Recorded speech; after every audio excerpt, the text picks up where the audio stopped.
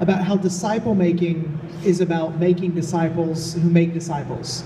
There's a reproducible element there. It's in the DNA of what it actually means to make disciples that we are then reproducing ourselves. How do you build that reproducible model into the DNA of your group structures? How is multiplication, how does that become one of the main things that you're going for as you put groups together? Yeah, I always think as I read the New Testament, if Jesus would have just said in Matthew 28:19, "Go therefore and make disciple makers," I think a lot of the ambiguity would have been cleared up. Now, for us, it would help, but for them, they knew they didn't need that because they'd already spent 3 years with Jesus. They had watched his life. They knew they were supposed to reproduce it. But for us today, we have a difficult time because a lot of us think that like you were saying, Daniel, if it's just transactional information of the head, then we've arrived. I love what Dave Browning said in his book, Deliberate Simplicity. He said, the problem in the Christian church is not the gap between what we know and what we don't know. It's the gap between what we know and what we do. We have become educated beyond our obedience. So I tell some of our folks, you don't need another Bible study. You need to start living and teaching the Bible and reproducing the Bible of what you know. So what I want to do for our folks is I want to give them principles that are not duplicatable but incarnational. So instead of saying, you know, our way is the only way, like you said, we really want to caution against that. But I've come up with some marks of a D group for us. These are the things that separate groups from other groups or other gatherings in the church. So the marks of the D group for us, 3 to 5, is the D groups are missional. So we're teaching and holding our people accountable to live missional in their community, live missional in their context where they live.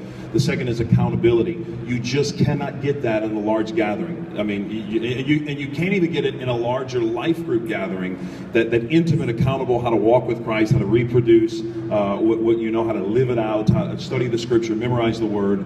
That's why I love you guys' research, that people in smaller groups will pray more fervently, they will give more generously, they will study the Bible more consistently, they will serve more faithfully out of groups as opposed to those who weren't in groups.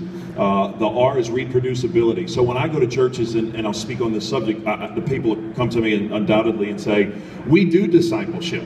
We've got Sunday Bible study, we've got Sunday school. And I say, great.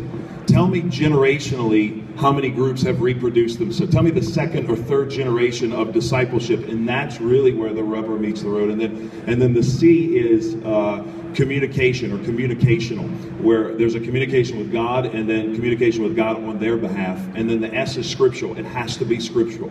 There's, believe it or not, there's a trend out there of just reading books and just getting together, eating pizza. We're doing discipleship, and what I tell people is, if it's not based on the scripture, you're not going to be able to feed yourself after the process was over. But I want to talk about the reproducible, because what you asked me. Jesus Christ, get this, when he called the disciples, implanted within them the seed of replication from the beginning. I love how he does it. Mark 1:17, he says, he's walking by the seashore after John was put into prison. He sees Peter and Andrew in the boat, for they were fishermen, and Jesus said to them, follow me and I'll make you to become fishers of men. I love that word, become. It's this idea of rebirthing in them. There's a threefold outline for that verse. Jesus, first of all, says to be a disciple, you have to follow me.